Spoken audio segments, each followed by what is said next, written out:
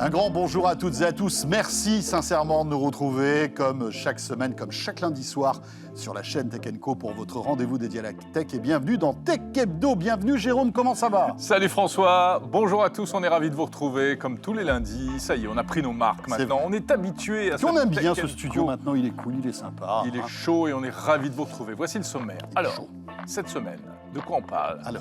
Tesla a dévoilé son fameux robot, François, son robot humanoïde Optimus. Regarde comme il est beau. Oui.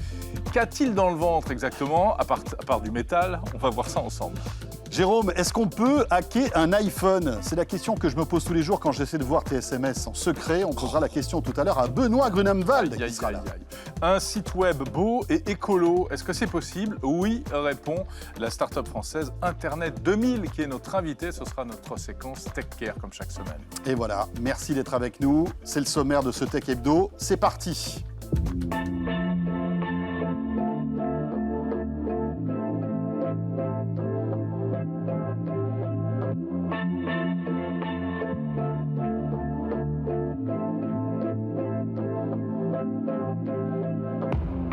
Tech Hebdo, chaque lundi soir sur la chaîne Tech Co, sur YouTube bien sûr aussi, mais sur le site web de Tech Co. C'est votre rendez-vous dédié à la tech. On est très heureux de vous retrouver. Notez aussi que vous pouvez retrouver Tech Hebdo, mais aussi tous les programmes de la chaîne Tech Co sur la plateforme RMC BFM Play. Bien évidemment, tout ça est totalement gratuit. Oh là, c'est formidable. Plus.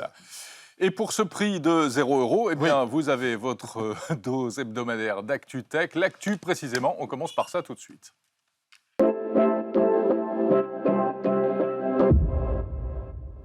Et Jérôme, laisse-moi te présenter Louis Bembe qui est avec nous sur le plateau de Tech Co, dont c'est la première. Il tremble de trac. Même pas, on peut dire qu'il a l'air zen. Il a l'air serein. C'est dingue quand même. Bonjour Louis. Bonjour. Salut Louis, tout va bien? Bonjour, ça va, super, impeccable. Journaliste fraîchement arrivé de la rédaction de Tech Co. Génial. Vous avez vu que chaque semaine, on vous fait découvrir des nouvelles voix, de nouveaux personnages, de nouveaux journalistes de la chaîne Tech Co. Et cette semaine, c'est au tour donc de Louis, avec qui nous allons nous intéresser à l'actu tech donc de cette semaine, Jérôme. Et on va commencer, tu le disais, par ce robot d'Elon Musk. Exactement. Il avait été annoncé en 2021. Il a été officiellement présenté. C'était dans la nuit de vendredi à samedi. Moi, je suis très déçu. Je l'attendais patiemment. Et en fait, ça s'est passé vraiment à 3 h du matin, je crois. Tu t'étais endormi devant ton ordi. Donc, je me suis endormi. Et c'est le lendemain matin que j'ai découvert cette chose. Cette chose étrange. Comme c'est nous les concocter Elon Musk. Voici donc Optimus, le robot humanoïde. Alors, vous vous rappelez peut-être la présentation d'Optimus en 2021. Oui. Il n'avait pas exactement cette allure-là. Évidemment, il était beaucoup plus souple, beaucoup plus agile, car ce n'était pas un vrai robot à l'époque. C'était un comédien dans une belle combinaison. Tout le monde s'était moqué, d'ailleurs, d'Elon Musk et de son show, en quelque sorte. Hein. Bon, pourtant, c'était pas mal. Voilà, ça faisait le show. Et là, eh bien, voilà la bête. Alors, la question qu'on se pose, c'est est-ce que c'est à la hauteur des... Oui, surtout, voilà. Ce qui était annoncé. Et rentrons dans les détails avec toi, donc, Louis. Qu'est-ce qu'a présenté, donc, jeudi soir Elon Musk avec ce Optimus? Eh ben, écoutez, c'est un robot humanoïde donc, qui sera chargé, en fait, de accomplir des tâches répétitives. Voilà, par exemple, dans des entrepôts, dans la vie quotidienne. Il pourra éventuellement porter des charges lourdes, voilà, faire le majordome, vous aider à faire vos courses. Donc, c'est un robot qu'Elon Musk, en tout cas... prétend en tout cas qui pourra en fait révolutionner en fait la vie quotidienne des personnes. Alors, il faut savoir que faire un en toute robot... simplicité, révolutionner le quotidien des personnes. Louis, est-ce qu'un jour je pourrais remplacer Jérôme par Optimus, tu crois, certainement. Présentation c'est possible, après... il est un peu lent, hein, malgré tout. J'ai l'impression que je vais te garder encore un peu, quand même. C'est le genre, tu fais une blague, il rigole le lendemain. Oui, puis il a l'air de trembloter un peu quand il marche, tu sais. Il a l'air un peu instable encore. Il a l'air un peu instable encore. Effectivement, oui, en termes de technique, c'est assez rudimentaire. En tout cas, on est loin en tout cas, du robot présenté par exemple par Boston Dynamics, voilà, qu'on avait vu, on avait pu le voir, qui est très agile, très souple. Là, pour le coup, voilà, les mouvements sont assez saccadés. J'ai l'impression que c'est quelqu'un qui a mal au dos qui marche, tu sais. Arrête de critiquer ce robot. Non. Tu parles de Boston Dynamics, l'humanoïde, c'est... Totalement. Comment il s'appelle? Atlas. Atlas. Exact. Il est beaucoup plus gros, Atlas. Aussi, On oui. sent qu'il a plus de muscles. Aussi, oui. Voilà. Il est plus gros et plus véloce. cher aussi, parce que ce qui est intéressant, c'est que Elon Musk l'a avoué à demi-mot. Il a dit oui, alors effectivement, aujourd'hui, Optimus n'est pas aussi perfectionné que le robot de Boston Dynamics, mais, il est plus léger et il va coûter moins cher aussi. Exactement, oui, il veut le vendre à peu près $20 000. Effectivement, à ce prix-là, en fait, il aimerait pouvoir en produire des millions, littéralement. Donc, effectivement, à ce prix-là, je ne sais pas si vous pouvez vous l'offrir, mais en tout cas, $20 000. Écoute, oui, on peut s'en acheter une dizaine avec Jérôme sans aucun souci. Je ne sais pas pourquoi faire, en fait. Mais bon, voilà. En tout cas, Elon Musk a tenu ses promesses parce que c'est vrai que pas mal est raillé un petit peu en disant mais jamais il sortira son robot, il ne sera pas prêt à temps. Cela dit, on n'a pas de date de commercialisation, visiblement. Qu'est-ce qu'il a dit là-dessus? Alors, il envisagerait une sortie d'ici 3 ans, a priori. Ah oui. Donc, c'est assez rapide. Ensuite, le robot s'appuie sur... certes, il a des mouvements assez saccadés, mais en tout cas, Elon Musk a déclaré qu'il s'appuyait en tout cas notamment sur l'intelligence artificielle qui s'appuie sur les automobiles Tesla. Oui, venant des voitures. Voilà, exactement. Donc, effectivement, ce sera peut-être la plus-value de ce robot. Bon, Optimus, on verra bien. Work in progress, on verra, il faudra attendre. Alors, Elon Musk qui rit et puis Google qui pleure. Ça, c'était jeudi, puisque jeudi, on a eu cette information. Alors, que les fans de jeux vidéo attendaient visiblement, parce que ça sentait quand même le sapin depuis pas mal de temps pour Stadia, Louis, le service de cloud gaming de Google qui met la clé sous la porte. Effectivement, ouais, lancé en 2019. Le service de cloud gaming met la clé sous la porte. Donc il va s'arrêter. Il va s'arrêter en janvier, voilà, à partir de janvier. C'était un service qui permettait, juste avec une manette, une tablette, vous pouviez vous connecter en tout cas en cloud gaming et jouer sur n'importe quel support. Sur les télés notamment, puisque... Alors le paradoxe, c'est qu'il n'y a pas si longtemps que ça, l'appli Stadia est arrivée sur les télés Samsung. Et tu pouvais donc, via l'appli Stadia, jouer à des jeux. Mais là, visiblement, c'est fini. Tu sais, chez Google, les décisions sont vite prises. Ah oui. Ils ont dû se dire, il n'y a pas assez d'utilisateurs, on ne voit pas le modèle économique. Ça coûtait combien cette histoire-là, les gars? Ok, on arrête alors, c'est bon. Après, ce n'est pas le premier service Google qui naît et qui meurt assez rapidement. Certes. Effectivement. Il y avait un problème au niveau des jeux. Le catalogue de jeux n'était pas assez étoffé. Il y a eu aussi un gros manque de communication de la part de Google qui n'a même pas profité en fait, de la pandémie et de l'essor justement du cloud gaming pendant cette période pour faire en sorte que ce service décolle. Ils n'ont pas bien géré leur truc en fait. Absolument. J'ai l'impression qu'ils s'en fichaient un peu, quoi. C'est un peu l'impression que ça peut avoir en tout cas même en termes marketing, pas trop de pub, alors que beaucoup ont profité justement de la pandémie, justement tout le monde était chez soi pour propulser un peu le cloud notamment. Ça n'a pas été le cas et ils ont plus ciblé des joueurs expérimentés qui n'ont pas trouvé leur compte en tout cas dans le catalogue de jeux. Donc mais ils vont rembourser les abonnés actuels. Tout à fait, exactement. C'est important. Exactement. Ok. Jeux vidéo toujours? Oui, dans l'actualité, c'est aussi une petite page qui se tourne, même une grande page qui se tourne dans le monde du jeu et de la licence FIFA, Louis. Oui, exactement. Le partenariat entre la FIFA et eSport prend fin cette année. Donc, la FIFA 23 est le dernier jeu signé Electronic Arts et estampillé FIFA. eSport n'a pas souhaité en fait renouveler la licence. La FIFA en demandait 300 millions d'euros. eSport en paye actuellement 150 millions d'euros. Ils n'ont pas accepté cette hausse, donc ils se séparent de cette licence. Voilà. Donc la question maintenant, c'est que va faire Electronic Arts et que va faire FIFA? Effectivement. La FIFA. De son côté, Electronic Arts a déclaré qu'ils allaient lancer l'année prochaine un nouveau jeu de foot, comme d'habitude, qui s'appellerait eSport FC, excusez-moi. Et voilà. Donc qui serait le même jeu, en fait. Qui serait évoluer, bien évidemment, améliorer comme chaque année. Ils n'ont pas le droit d'utiliser les joueurs et tout ça. Seulement le nom changera, ou est-ce que, par exemple, comme Jérôme le disait, les joueurs pourront être là, présents aussi ou pas? Alors là, c'est toujours en discussion. eSports doit justement acheter des licences pour utiliser le nom des joueurs, le nom des compétitions, le nom des clubs.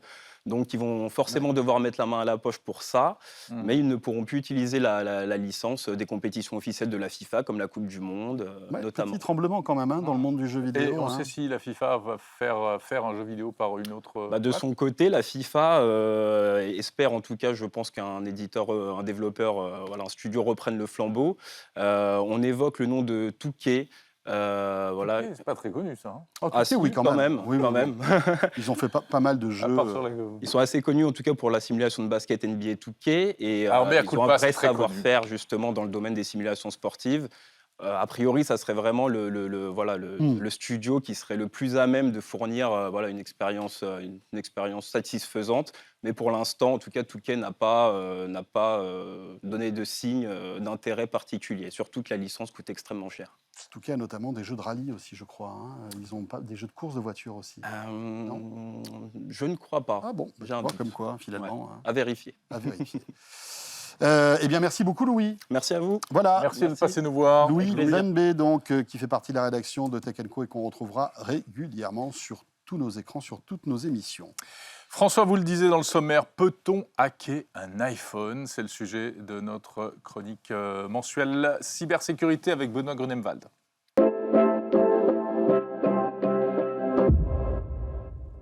Le retour donc de Tech & Beau, votre rendez-vous donc dédié à Tech & Beau. Oui, Tech et Beau. Tech et Beau, ah ouais.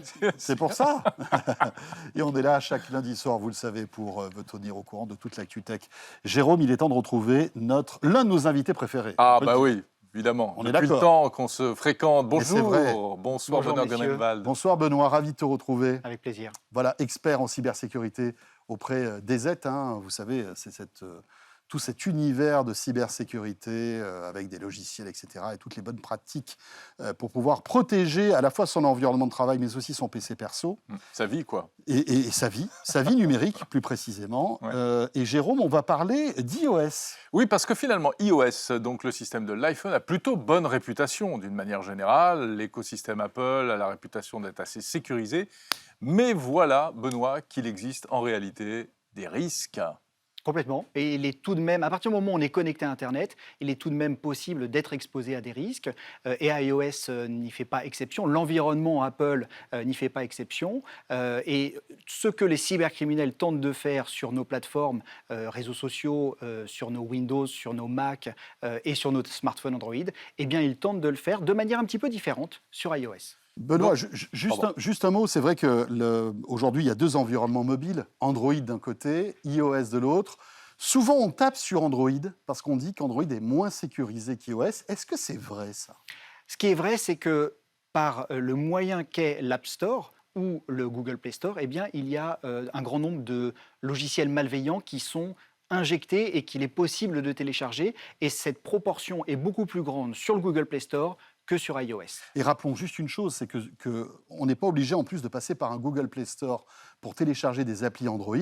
Il suffit de décocher en fait une petite case dans le menu en fait de votre téléphone pour pouvoir télécharger des APK qu'on trouve sur Internet. Et ça, alors premier conseil, on le déconseille fortement. On le déconseille fortement. Et c'est d'ailleurs ce qui arrive à iOS avec l'Alt Store qui est aussi un petit peu plus compliqué à installer et à gérer que sur Android, mais il est également possible d'installer des applications qui ne sont pas celles de l'App Store. D'ailleurs, c'est assez controversé parce que iOS, Apple dit que ça contrevient à la sécurité des utilisateurs et à leur vie privée, ce qui effectivement peut être le cas, mais en même temps, le Digital Market Act, lui, souhaiterait qu'il y ait cette ouverture.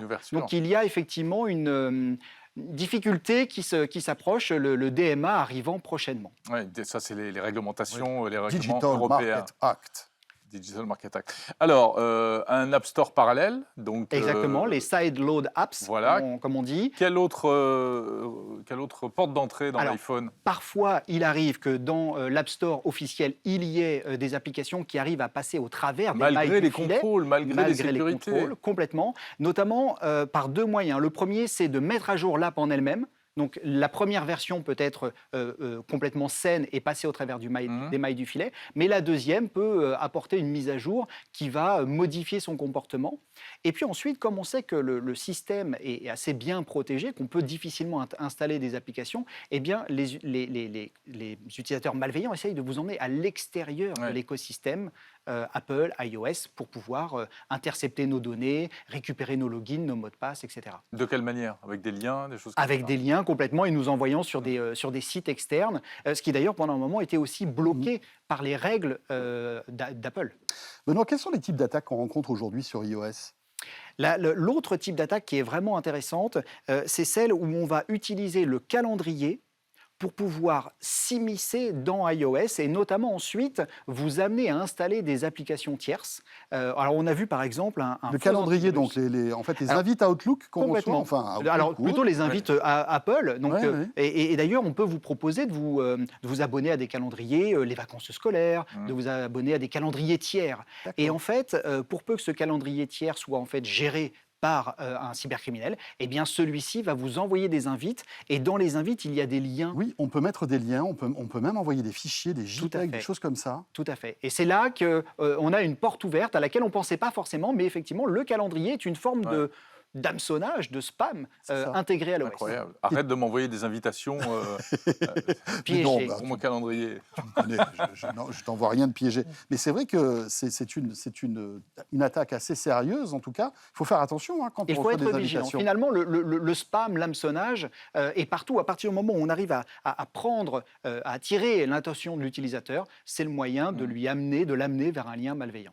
Bon, ça, c'est le risque théorique. Est-ce qu'on sait si vraiment ça a un impact important, massif? Est-ce qu'il y a beaucoup de victimes? Alors, massif, peut-être pas. Par contre, il existe une dernière technique pour pouvoir installer des applications, notamment malveillantes. C'est utilisé par les entreprises et ce sont des profils. Et ces profils peuvent être détournés par des cybercriminels pour vous envoyer ces applications malveillantes et vous les faire installer. Et on l'a vu notamment avec des installations de copies de NetMask, un logiciel de gestion de crypto-monnaies, de wallet, qui avait été installé par ce système-là. D'accord. Benoît, est-ce qu'il faut vraiment s'inquiéter malgré tout? Parce que c'est quand même assez rare, non, ces attaques?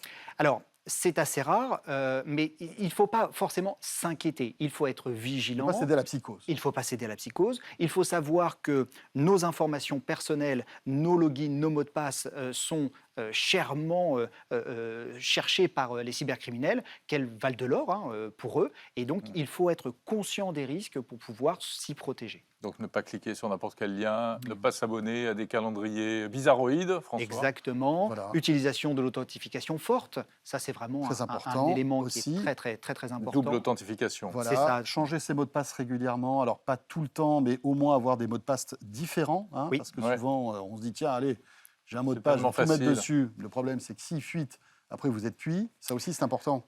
Éviter de jailbreaker son iPhone, si possible.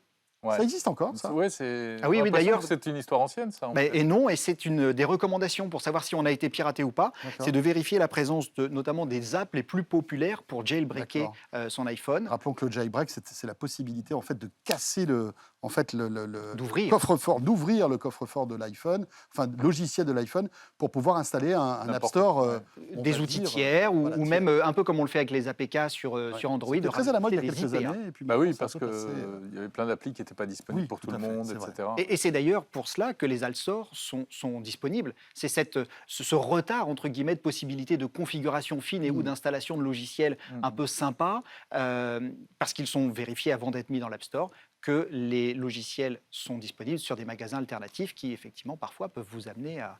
Je donnerais peut-être un dernier conseil, mais je pense que tu allais conclure là-dessus aussi, c'est le fait de mettre à jour ces appareils le plus souvent possible. Et dès qu'on a une mise à jour, on en a eu pas mal d'ailleurs sur iOS, je ne sais pas si tu as remarqué, Jérôme, ces derniers temps, des mises à jour inopinées, ce sont en général des mises à jour de sécurité. C'est exactement le dernier conseil. Et s'il n'y avait pas de failles ou de vulnérabilité sur iOS, il n'y aurait pas toutes ces mises à jour. Donc la question n'est pas finalement de savoir si ça va arriver, mais la question est de savoir si ça peut nous arriver à nous. Et plus on est alerte, moins ça va nous arriver. D'accord, oui, parce que ça a été le cas il y a encore quelques semaines. Hein, Apple, Parce qu'il y a en catastrophe, iOS 16, donc forcément, il y a des petits patchs derrière voilà, pour a rectifier sorti les- une mise à jour de sécurité qui était assez importante. Merci beaucoup, Benoît, Merci, pour tous ces Benoît. conseils précieux, bien sûr. Hein. Alors voilà, il ne faut pas céder à la psychose, mais c'est toujours intéressant de faire un point sur toutes ces menaces. C'est vrai que c'est des choses qu'on répète régulièrement et on continuera à le répéter parce que c'est très vrai, important. jusqu'au bout. Oui. Bon, Jérôme, Alors, de quoi on parle maintenant? et c'est notre rendez-vous Tech Care.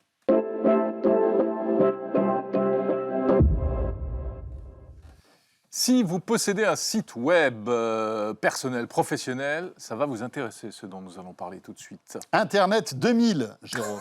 J'adore ce nom. Je sais. J'adore que ça ce te nom. plaît. Et ça fait plaisir à Molly Richer qui est avec nous, qui est notre invitée. Bonjour, bonsoir Molly. Bonsoir Molly. Vous êtes la cofondatrice donc d'Internet 2000. On vous posera la question du nom tout à l'heure, hein, parce que franchement, vous ne passerez pas à côté. Mais expliquez-nous ce que vous faites. Qu'est-ce que c'est qu'Internet 2000? Alors, Internet 2000, c'est un studio web spécialisé dans l'éco-conception. Donc, concrètement, on fait des sites Internet éco-conçus et on les conçoit et on les développe. Qu'est-ce que c'est qu'un site internet éco-conçu par rapport à un site internet Pas normal, éco-conçu. pas éco-conçu? Alors, un site Internet éco-conçu, c'est pour l'utilisateur, c'est la même chose, mais pour la planète, c'est différent puisque l'empreinte carbone est drastiquement réduite. Et oui, parce que les sites internet, eh bien, ça pollue. Moi, j'ai fait le test. Il y a un site web qui permet de mesurer l'empreinte carbone de Tout à n'importe fait. quel site. Et, alors je suis allé vérifier des sites que moi j'administre. Oh là là là là. Et alors, c'était pas joli. C'était pas joli. Mais pourquoi est-ce Exactement. qu'un site, ça pollue? Alors pourquoi déjà, pour se rendre compte un petit peu de la pollution du digital, si Internet était un pays, ce serait le 3e plus gros consommateur d'électricité au monde. Et en termes d'émissions de CO2, le 6e plus gros pollueur. Donc il y a du boulot. Et du point de vue des entreprises, il y a maintenant pas mal d'entreprises qui font des audits RSE. Bien sûr. Et qui se font un petit peu épingler, y compris sur leur communication digitale, sur l'impact de leur communication digitale. Donc ces deux facteurs mis bout à bout, pour nous, en fait, ça nous a vraiment donné l'idée de se spécialiser là-dedans et d'arrêter complètement de faire des sites de façon classique. Oui, pardon, mais c'est quoi justement? Alors, Pourquoi comment est-ce qu'il y en a on qui fait polluent plus que d'autres? Alors, il y a plusieurs facteurs dans la pollution d'un site Internet. Il y a déjà l'hébergement, là où le site est hébergé. Est-ce que l'hébergement consomme des énergies polluantes ou pas? Ensuite, il y a l'activité sur ce serveur. Est-ce qu'il y a beaucoup d'activité, donc qui chauffe ou pas? Ensuite, il y a le flux de données, donc le poids en fait des fichiers qui passent par les tuyaux d'Internet. Ouais. Donc plus il y a d'utilisateurs, plus ça pollue, quoi. Oui, mais multiplié par le nombre d'utilisateurs, le poids des données, en fait, à transiter, ça consomme beaucoup d'énergie. Et ensuite, il y a ce qui se passe chez l'utilisateur, sur l'ordinateur ou le mobile de l'utilisateur. Donc, comment on fait, nous? On a au cœur de nos technos la techno statique. Alors, ça ne veut pas dire que ça ne bouge pas. Ça veut dire que, déjà, ça allège drastiquement le flux des données, puisque ça revient un peu aux origines de ce qu'on faisait sur Internet. C'est un fichier HTML, CSS, éventuellement un peu de JavaScript, et toutes les données Donc moins de au code. même endroit. Moins de code, plus propre. Ouais. Et Donc une page moins plus lourde efficace. aussi. Donc une page moins lourde. Et aussi, la technostatique est très particulière parce qu'elle génère la page une fois pour toutes sur le serveur, au lieu de, classiquement maintenant, générer la page à chaque vue d'utilisateur. Donc on regarde un site, à chaque vue, à chaque changement de page, on charge. La page est générée juste On pour refabrique la l'utilisateur, page petit bout pour par petit un bout. utilisateur. Ouais. Donc c'est un peu la paille jetable contre la paille. Non, mais est-ce que c'est pas aussi pour des nécessités commerciales avec de la publicité je Alors, veux dire des serveurs qui doivent se connecter parce qu'il y a voilà. En fait. exactement. Exemple, un gros site avec beaucoup de contenu, beaucoup. Et ben, en Puis il y a fait, les cookies aussi. La pub de Jérôme va pas être forcément la même que moi. Et ben, Voilà. quand bien même, en fait, on rechargerait la page toutes les 5 secondes sur un gros site, on la régénérerait, et ben, ça ferait toujours beaucoup moins que pour un site qui a beaucoup de vues que pour chaque utilisateur. Donc en fait, nous, notre cœur de métier, c'est surtout les sites vitrines, moyens, gros.